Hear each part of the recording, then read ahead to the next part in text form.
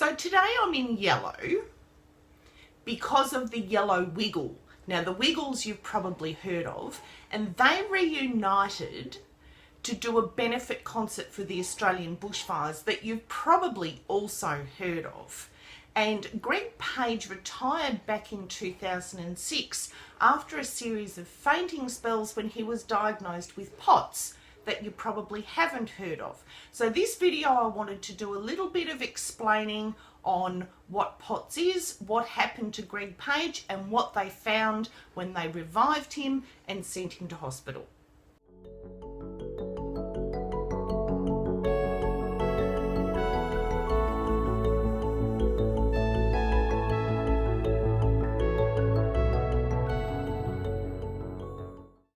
And just a bit of a fun fact, the Wiggles actually started as a group called the Cockroaches, although different people were doing different things. And they started in 1981 and went through to 1991.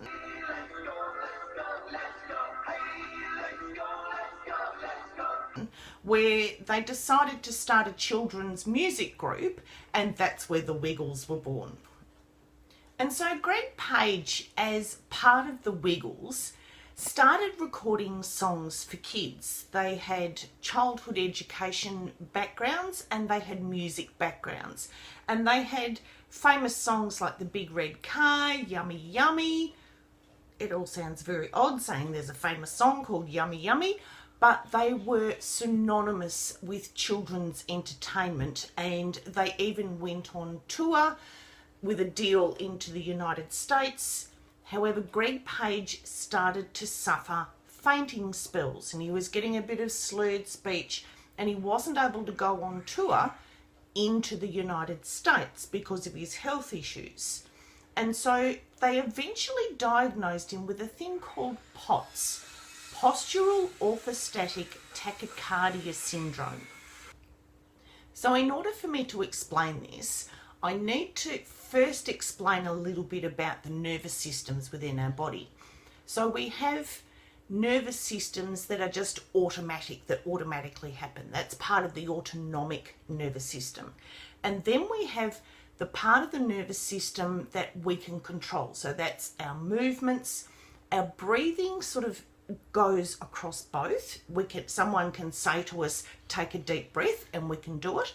But they can't say to us, make your heart go faster, because that's part of the autonomic nervous system. Now, postural just means the position that your body's in. Orthostatic means standing. Tachycardia means fast heart rate. Anything that's over 100 beats a minute is a fast heart rate. And syndrome, all these symptoms collected together. And so our autonomic nervous system looks after our blood pressure and our heart rate. And if we go upside down, it shouldn't make any difference. So that's how come people can do cartwheels, they can dive off platforms, they can go skydiving, they can go deep sea diving, because all of these upside down movements, and even going from lying to sitting or lying to standing, changes our blood pressure. And if we just relied on gravity, all our blood would sink to our feet, our brain wouldn't get anything, it would become hypoxic, meaning that it wouldn't have any oxygen to it, and we would faint. Now you might think that POTS might have something to do with blood pressure, and in fact it actually doesn't. People's blood pressure remains the same and their heart rate goes up. It's actually been linked to an epigenetic thing called NET, or norepinephrine transfer, and this is how genes are expressed. And they're finding that drugs that are good for anxiety and depression and also reducing the heart rate are very good for POTS. And the norepinephrine transfer has been implicated in anxiety and depression and general blood pressure issues. So this research that they've been doing has wider implications for a whole host of issues associated with norepinephrine. Now, what happens with POTS is that the norepinephrine transfer in the brain and in the heart isn't expressed as it should.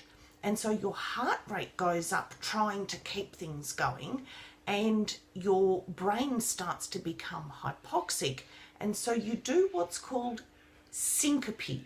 A syncope is just another word for fainting. You drop to the floor. It's your body's way of developing a homeostasis. When we drop to the floor, we're flat, everything is even keel, we don't have to worry about gravity, and things should just even out.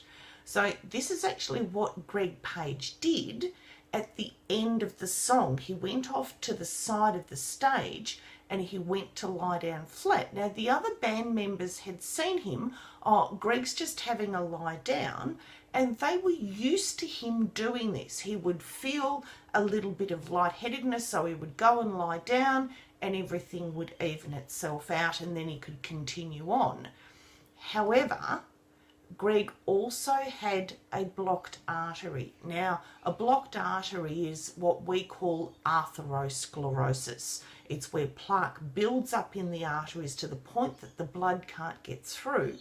And so if you've already got your autonomic nervous system sending out incorrect messages and you've got a narrowed artery, then that's just a heart attack waiting to happen. And that's exactly what happened to Greg Page when he was performing on stage. Now, I tip my hat off to the nurse who was there. She took charge.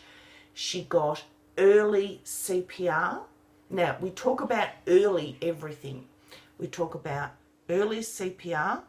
We talk about early defibrillation, early response, early CPR, early defibrillation. And he was able to be brought back. Now, only 6% of people who have CPR performed on them recover. So she did an extraordinary job. So Greg Page probably won't perform again. I think this is probably his really big wake-up call. But all credit to them. They went back on stage with his blessing. They performed the final number, and again with his blessing they went and performed for the last night.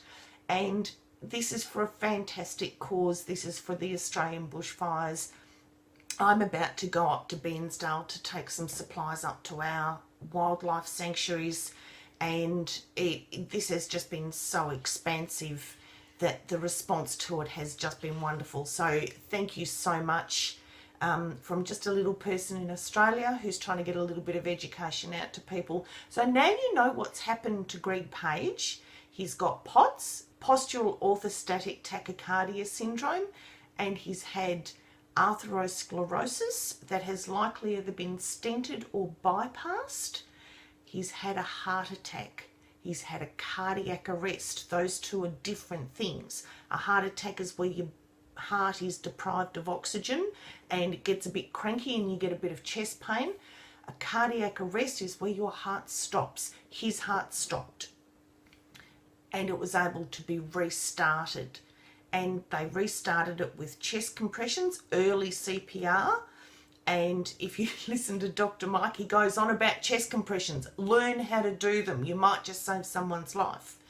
And then the defibrillator to shock the heart back into a normal rhythm. So I hope you've learned a little bit about POTS. I'm not going to say it again. It's really hard to say.